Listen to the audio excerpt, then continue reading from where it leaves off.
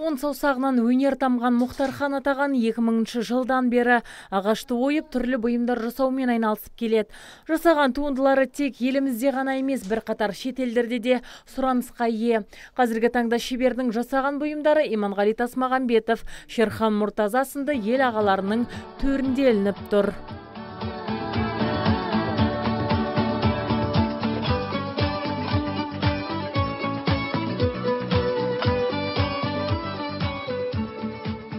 Қолөнер шебері қалалық әкімдікпен бірлесе ортақ жобаны іске асырғысы келеді. Баланы бесіктен тәрбиелеу қажет деген пікірді ұсынатын Мұхтархан аға қазақ ертегілерінің кейіпкерін қуыршақ етіп жасап балабақшаларға өткізуді ұсынуда.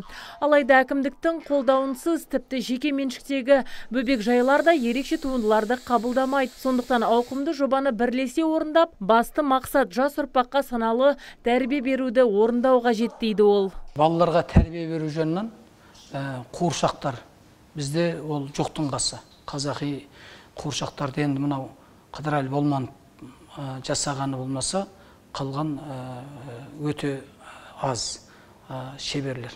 Сұраныс бар. Дегенмен де біз енді мынау балабақшада осы ертегілердің кейіпкерлерін жасасақ, соған мемлекеттік түрде ұсыныс тапсырыс болса, онда оны жасауға болады. Ал енді мынау сұранысқа байланысты нарықтық экономика деп жатамыз.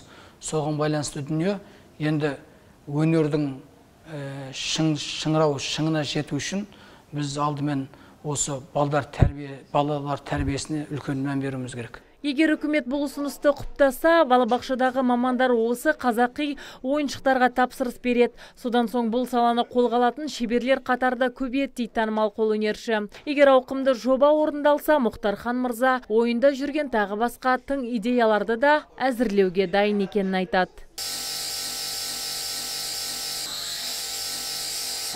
Шебер Шымкент қаласындағы өнер мектебінде ұстаздық қызмет атқарады.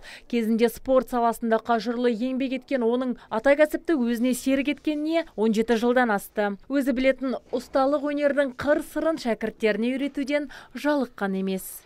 Бұл қолөнермен айналысып жатқаныма мен 6 класстан бері осы мектепте оқып жүрмін.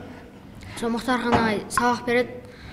Сол Мұхтархан ағай жақсы береді. Сондықтан сол Мұхтархан ағайдың қолында осы шәкірт болып жүрмін. Мұхтархан ағай сияқты атақты қолөнерші, ұстаздан шәкірт озарды демекші, Мұхтархан ағайдан да үлкен қолөнерші болғым келеді. Шебердің шәкірттері төл өнерді жалғастырып білгенін ел игілігі үшін қолданамыз деп отыр. Бүгіннің өзінде олар өз бетінше ағашты ойып тың туындыны жасауға қауқарлы. Еске салсақ, Сақ киностудиясы түсірген жаңа Қалқан құлақ фильміндегі барлық құрал сайман осы шебердің қолынан шыққан.